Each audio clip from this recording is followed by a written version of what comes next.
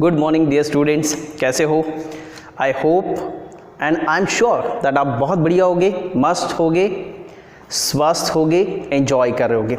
चलो बच्चा पार्टी, आज हम फिर से हमारे अगले चैप्टर पे बढ़ते हैं और हमारा नेक्स्ट चैप्टर जो है स्टैंडर्ड 8 मैथमेटिक्स चैप्टर नंबर 6, और हमारा 6th चैप्टर जो है वो है फैक्टराइजेशन ऑफ अलजेब्रिक एक्सप्रेशन। कौन सा? Factorisation of algebraic expression. So बच्चा, ये जो फैक्टराइजेशन है इसमें हमें फैक्टर्स निकालना है।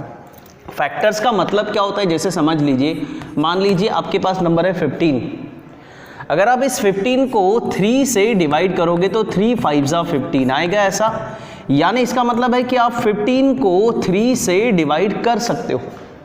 अगर आप 15 को 3 से डिवाइड कर सकते हो कंप्लीटली, कैसे? कंप्लीटली मतलब आपका रिमाइंडर 0 आना चाहिए। तो अगर आप किसी भी नंबर को किसी दूसरे नंबर से डिवाइड करते हो कंप्लीटली, तो आपको ये कहना पड़ेगा कि ये जो 3 है this is the factor of 15। यानी 15 का फैक्टर्स क्या है? 3, ये 15 का फैक्टर है।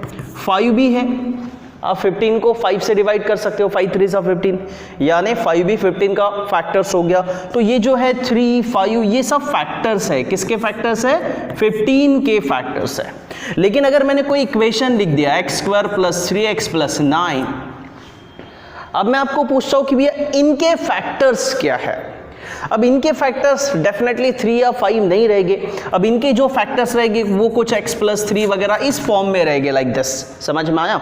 तो हमें यही निकालना है कि अगर आपके पास कोई अलजेब्रिक एक्सप्रेशन है तो उसके फैक्टर्स हमें निकालना है। फैक्टर्स यानी हमें वो निकालना है जिससे आप उस एक्सप्रेशन को कंप्लीटली डिवाइड कर सकते हो। ठीक है, तो without wasting time I am moving ahead and let us see the practice set. Okay, so हम बढ़ते हैं प्रैक्टिस सेट नंबर 6.1 के तरफ।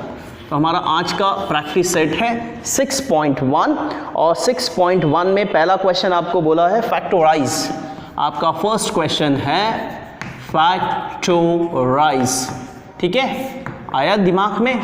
फैक्टराइज, फैक्टर्स निकालना है, यानी आपको ऐसे टर्म्स ढूंढ के निकालना है जो एक्सप्रेशंस को पूरी तरीके से डिवाइड कर सके। तो अगर आपको किसी ने पूछा कि फैक्टर्स का मतलब क्या, तो आपको बताना पड़ेगा कि फैक्टर्स जो होते हैं वो एक्सप्रेशन को पूरी तरीके से डिवाइड करेंगे।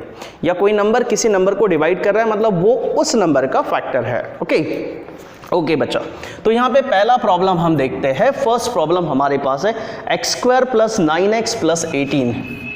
x² + 9x + 18। ठीक है, ये एक क्वाड्रेटिक एक्सप्रेशन है। क्वाड्रेटिक एक्सप्रेशन का मतलब होता है एक ऐसा एक्सप्रेशन जिसका डिग्री 2 हो। तो जैसे यहाँ पे आपको दिख रहा है, यहाँ पे x², तो यहाँ पावर 2 है, यहाँ x का पावर 1 है। तो सबसे बड़ा पावर यानी डिग्री होता है, आप और आगे की क्लास में पढ़ोगे, तो सबसे बड़ा पावर यानी डिग्री होता है। तो इस एक्सप्रेशन की डिग्री है 2, और जिस एक्सप्रेशन की डिग्री 2 होती है उसको हम क्वाड्रेटिक इक्वेशन कहते हैं। तो खैर आपको भी ये माइंड में रखना है कि ये एक क्वाड्रेटिक ट्राइनोमियल है, एक्सप्रेशन है, और इसके फैक्टर्स हमें बनाना है। तो फैक्टर्स बनाने के लिए कुछ कंडीशंस है, आप अपने माइंड में सेट कर लीजिए। कौन सा? नंबर 1 कंडीशन ये है कि जो स्क्वायर टर्म है उसका कोएफिशिएंट आपको केयरफुली देखना है। या एक काम करते हैं, इसको जब हम सॉल्व करते करते समझ लेंगे। ठीक है, यहां इंपॉर्टेंट चीज है बच्चा कि लास्ट टर्म कौन सी है, लास्ट टर्म कौन सी है, और मिडल टर्म कौन सी है, मिडल टर्म कौन सी है। बस सबसे इंपॉर्टेंट चीज है, लास्ट टर्म कौन सी है, मिडल टर्म कौन सी है। फिर से कौन सी चीजें देखना है? लास्ट टर्म कौन सी है, मिडल टर्म कौन सी है क्वाड्रेटिक इक्वेशन में। ठीक है, तो x² + 9x + 18। चलो बताओ लास्ट टर्म कौन सी है। तो लास्ट टर्म है 18। लास्ट टर्म कौन सी है? 18 है लास्ट टर्म 18। अब देखो मिडल टर्म कौन सी है, तो मिडल टर्म है 9x। मिडल टर्म है 9x, इसमें से 9 को आपको देखना, नंबर को देखना है। यानी मिडल टर्म है 9 और लास्ट टर्म है 18।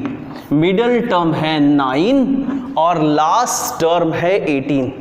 तो आपको लास्ट टर्म को या लास्ट टर्म्स के ऐसे फैक्टर्स बनाना है। देखो लास्ट टर्म के ऐसे फैक्टर्स बनाना है कि मल्टीप्लिकेशन करोगे तो लास्ट टर्म आनी चाहिए और प्लस माइनस करने पर मिडल टर्म आना चाहिए। फिर से बोलो, ये जो लास्ट टर्म है, ठीक है, इसके ऐसे फैक्टर्स बनाना है, ऐसे फैक्टर्स बनाना है कि अगर आप प्लस माइनस करोगे तो आपको मिडल टर्म मिलनी चाहिए, प्लस माइनस करने पर मिडल टर्म मिलनी चाहिए, और मल्टीप्लिकेशन करने पर, मल्टीप्लिकेशन दोनों का मल्टीप्लिकेशन करोगे तो लास्ट टर्म मिलनी चाहिए। चलो ओके फाइन, तो हम ढूंढते हैं 18 के फैक्टर्स क्या है। तो 18 के फैक्टर्स क्या है बच्चा? 18 के फैक्टर से एक तो होता है 18 1 जा 18, या होता है 9 2 जा 18 होता है, या होता है 6 3 जा 18। तो आपको ऐसे फैक्टर्स चाहिए जिनका मल्टीप्लिकेशन तो 18 ही आना चाहिए। मैंने आपको कहा कि मल्टीप्लिकेशन लास्ट टर्म आनी चाहिए, यानी मल्टीप्लिकेशन 18 आना चाहिए। तो 18 1 जा 18 होता है, 9 2 जा भी 18 होता है, और 6 3 जा भी 18 होता है। बस आप पहले प्रॉब्लम में अच्छे से समझ लिए, बाकी फिर आसान है। तो हमें क्या लेना है? हमें 18 1 ये लेना है, 9 2 लेना है कि 6 3 लेना है? तो पहली कंडीशन है कि मल्टीप्लिकेशन 18 होना चाहिए, तो भैया सब में मल्टीप्लिकेशन 18 होता है, लेकिन प्लस माइनस करने पर मिडल टर्म आनी चाहिए, प्लस माइनस करने पर मिडल टर्म आनी चाहिए। अब मुझे बताओ, क्या इन दोनों को प्लस माइनस किया तो मिडल टर्म आएगी? अब आपकी मिडल टर्म कौन सी है? 9। देखो यहाँ पे मिडल टर्म कौन सी है? 9। मिडल टर्म है 9। तो हम इसको प्लस माइनस करेंगे तो 9 नहीं आ सकता, 18 प्लस 1 करेंगे तो 19 हो जाएगा, 18 माइनस 1 करोगे तो 17 हो जाएगा, यानी इससे हमको 9 नहीं मिल सकता। 9 2 जा, इससे भी हमको 9 नहीं मिल सकता। क्यों? 9 और 2 करोगे, प्लस या माइनस करके देखना है। 9 और 2 करोगे तो 11 आएगा, 9 माइनस 2 करोगे तो 7 आएगा, 9 नहीं आ सकता। फिर ये भी कैंसिल हो गया। अब 6 और 3 देखते हैं, क्या 6 और 3 से 9 मिल सकता है? हाँ मिल सकता है। 6 प्लस 3 करोगे तो आपका 9 हो जाता है। समझ में आना मैंने क्या बोला? मल्टीप्लिकेशन लास्ट टर्म, लेकिन प्लस माइनस करने पर मिडल टर्म। तो इसका मतलब हो गया कि 18 के फैक्टर्स हमारे पास हो गए 6 और 3। तो कभी भी बड़ा नंबर पहले लिखना, छोटा नंबर बाद में। तो बड़ा नंबर पहले 6, छोटा नंबर बाद में 3। Are you getting? और आपका मिडल टर्म आना चाहिए 9। तो 9 आने के लिए आपको क्या करना पड़ेगा? प्लस 6 प्लस 3, 6 में 3 को मिलाना पड़ेगा, तो आपका हो जाएगा 9।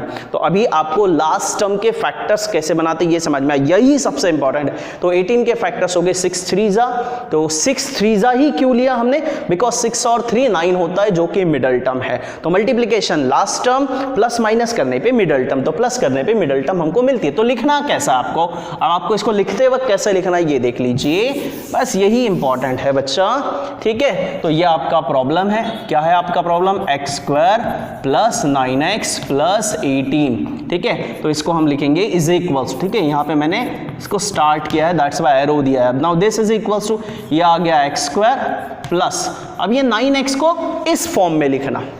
अब 9 को हम लिख सकते हैं 6 प्लस 3, तो यहाँ 9 नहीं है, 9x है, तो इसको लिखना 6x प्लस 3x। क्लियर हो गया? 6x प्लस 3x यानी 9x प्लस ये 18 एज इट इज। क्लियर हुआ? ठीक है, सिर्फ बीच वाले टर्म को आपको सेपरेट करके लिखना है। तो x square as it is, 18 as it is, 9x को क्या लिखा? 6x प्लस 3x, 6 प्लस 3 9 और 6x प्लस 3x यानी 9x। क्लियर? अब अच्छा इन दो टर्म्स में देखिए और इन दो टर्म्स में देखिए। तो ये जो पहली दो टर्म है, इन दोनों में से x कॉमन निकालता है, बिकॉज x स्क्वायर का मतलब होता है x इंटू एक्स। कैसे कॉमन निकालते ये भी बता दूं। तो x स्क्वायर का मतलब होता है x इंटू एक्स, और 6x का मतलब होता है 6 इंटू एक्स। तो x यहां भी है, x यहां भी है, और जो दोनों तरफ है उसको क्या बोलते हैं? कॉमन। यानी इसमें से आपका x जो है वो कॉमन रहेगा। अगर x को आप कॉमन बाहर निकाल लिया, अब क्या बचा यहाँ पे? x 6 और बीच वाला साइन प्लस, यानी यहाँ बचा x प्लस 6। समझ में आया? फिर से एक बार बता दूं, एक्स स्क्वायर का मतलब होता है x इंटू एक्स, 6x का मतलब होता है 6 into x, x into x, 6 into x. अब दोनों जगह x है, यहाँ पे भी x है, यहाँ पे भी x है, तो दोनों में से एक x को कॉमन निकाल लिया। अब ये x कॉमन निकल गया, दोनों जगह है तो कॉमन निकल गया, बचा क्या? x प्लस 6, x प्लस 6, तो x प्लस 6 समझ में आया कैसे निकालते, तो ये आपको समझ में आ गया होगा। मिटा देता हूं, तो यहां पे x कॉमन निकल जाएगा और यहां आएगा x प्लस 6। उसी तरह प्लस यहां देखोगे तो 3x का मतलब होता है बच्चा 3 इंटू एक्स, और 18 का मतलब होता है 3 6 18, होता है कि नहीं। तो इसमें भी देखो 3 कॉमन निकल गए, दोनों जगह 3 आ रहा है, मतलब 3 कॉमन निकल गया। तो यहां क्या बचा x प्लस 6, तो यहां बचा x प्लस 6। ये बात ध्यान में रखना है, जो पहले ब्रैकेट में आता है वही दूसरे ब्रैकेट में आता है। फिर से दोहराता हूं, जो पहले ब्रैकेट में आता है वही दूसरे ब्रैकेट में आता है। फिर से बोल रहा हूं, समझ लीजिए, जो पहले ब्रैकेट में आता है वही दूसरे ब्रैकेट में आता है और आना ही चाहिए। ओके, तो अब आप देख लीजिए, गॉट इट। तो ये हो गया, इसमें से x कॉमन निकाल लिया, बचा x प्लस 6। यहां से प्लस 3 कॉमन निकाल लिया, तो यहां पे बचेगा x प्लस 6। आप मल्टीप्लीकेशन करके देख लो, क्रॉस चेक करके, x into x x square, x into 6 6x, 3 into x 3x, 3 6 18। तो मल्टीप्लीकेशन करने पे आपको वापस वही टर्म्स मिल रही। अब इसको मैं मिटा देता हूं, पूरी अच्छी तरीके से बताया है, फिर से देखना बार बार पॉज करके अगर नहीं समझ में आया होगा तो, क्योंकि बस एक बार आपको ये चीज़ माइंड में सेट कर लेना है, बाकी सब आसान है। अब देखो बच्चा, अब x प्लस 6 यहाँ भी है, x प्लस 6 यहाँ भी है, तो x प्लस 6 दोनों में से निकाल लेंगे कॉमन, यानी एक ब्रैकेट में, तो x प्लस 6 लिखना है एक ब्रैकेट में और बची हुई टर्म दूसरे ब्रैकेट में। तो दूसरे ब्रैकेट में क्या आएगा फिर, x प्लस 3, x प्लस 3 हो गए फैक्टर्स। यानी x square plus 9x plus 18 के फैक्टर्स कौन से है, तो x प्लस 6 और x प्लस 3। समझा ना, x प्लस 6 एक ब्रैकेट में, x प्लस 3 दूसरे ब्रैकेट में। इसका मतलब कि आप x प्लस 6 से इसको डिवाइड करोगे तो कंप्लीटली ये डिवाइड होगा, x प्लस 3 से आप इसको डिवाइड करोगे तो ये कंप्लीटली डिवाइड होगा। तो इन दो टर्म से ये एक्सप्रेशन डिवाइड हो सकता है और इसीलिए इन दो टर्म्स को इसके फैक्टर्स बोला जाता है। तो यही फैक्टर्स हम इस चैप्टर्स में निकाल रहे हैं। आई होप आप समझ गए होंगे, ठीक है। और आगे बढ़ने के पहले फिर से बता दूं कि ये पहला प्रॉब्लम बहुत अच्छे से स्टडी कर लेना, बाकी फिर आपके लिए दुनिया आसान है। सेम 9th में है, सेम 10th में है, यानी अभी आप 8th स्टैंडर्ड में सीख गए, तो इसका मतलब ये हो गया कि आप ऑलरेडी 10th क्लास में 6 मार्क्स कमा चुके हो। 3-3 मार्क्स के 2 प्रॉब्लम्स होते हैं, राइट। चलिए आगे बढ़ते हैं, दूसरा प्रॉब्लम देते हैं, x square minus 10x plus 9, x square minus 10x plus 9, minus 10x plus 9। चलो अभी इसको फास्ट देखते हैं। चलो देखो, लास्ट टर्म और मिडल टर्म। लास्ट टर्म कौन सी है, 9।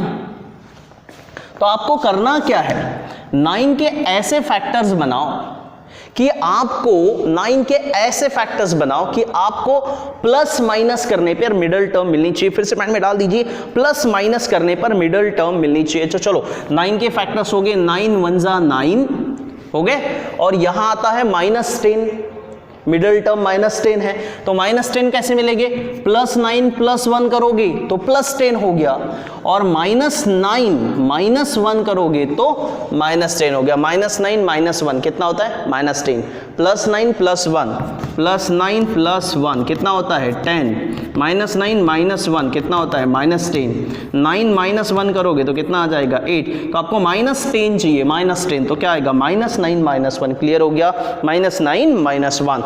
तो ये हो गया आपका माइनस 9 माइनस 1। हमेशा बड़ा नंबर पहले, छोटा बाद में। चलो तो इसको क्या लिखेंगे फिर, 10 इज इक्वल्स टू, या सॉल्व करते हैं, ये हो गया आपका x square minus 10x plus 9 is equals to x square.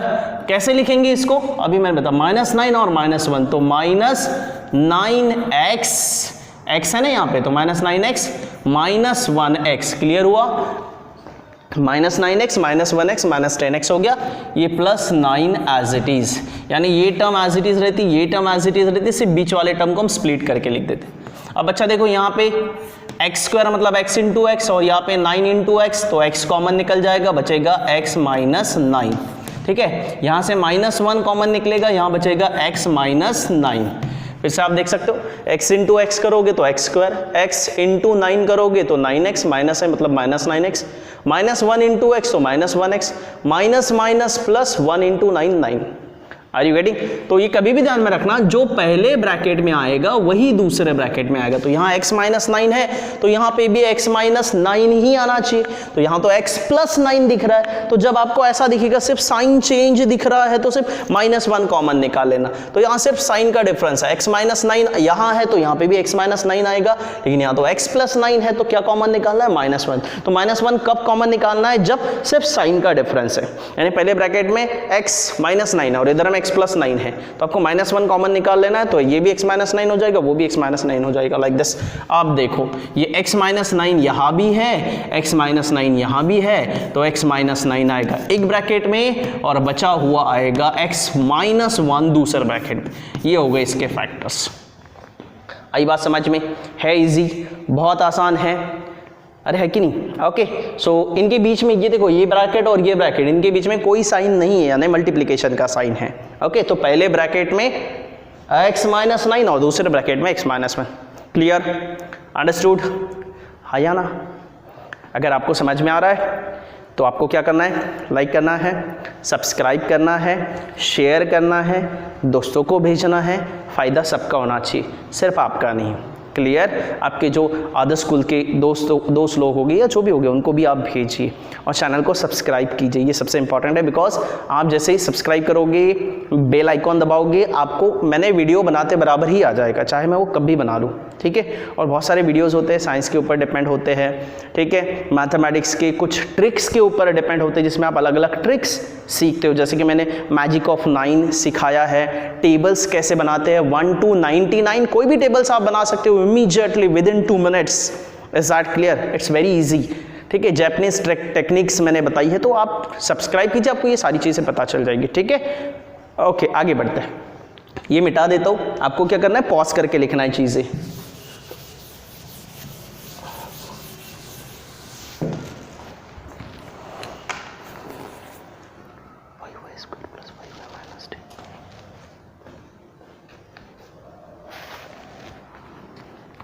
चलो एक 8 प्रॉब्लम ले लेते हैं। क्या है? m² minus 25m plus 100। अब थोड़ा फास्ट करते हैं। लास्ट टर्म है 100, तो 100 के ऐसे फैक्टर्स बनाइए, 100 के ऐसे फैक्टर्स बनाइए कि प्लस माइनस करने पर मिडल टर्म आनी चाहिए। मिडल टर्म है -25, प्लस 25 नहीं, -25 साइन के साथ देखना। तो बच्चा 100 के फैक्टर्स क्या होगा? 25 होते हैं, 21 20, 2 3 4 5 100। और अगर आप -20 और -5 करोगे, -20 -5, 20 + 5 25, -20 -5 कितना हो जाएगा? -25।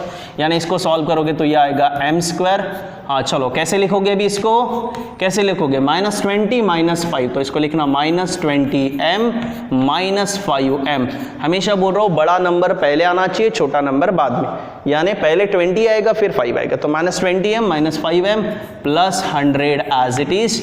चलिए इन दोनों में से कॉमन और इन दोनों में से कॉमन, तो इन दोनों में से कॉमन क्या निकल रहा है? m, यहाँ m इंटू m, m² और 20m यानी 20 इंटू m, तो m कॉमन निकल गया दोनों में से, बचा m -20।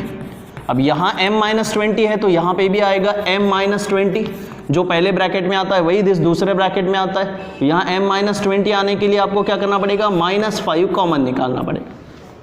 क्रॉस मल्टीप्लिकेशन करके देखो, -5 into m -5m, minus into minus plus, और -5 इंटू 20 -20 करोगे तो 100 आ जाएगा। अब -m -20 m -20, तो एक ब्रैकेट में आएगा m -20 और दूसरे ब्रैकेट में आएगा m -5। हो गए फैक्टर्स। क्लियर हुआ? इजी है, बहुत इजी है। ठीक है, नेक्स्ट देखते हैं एक और।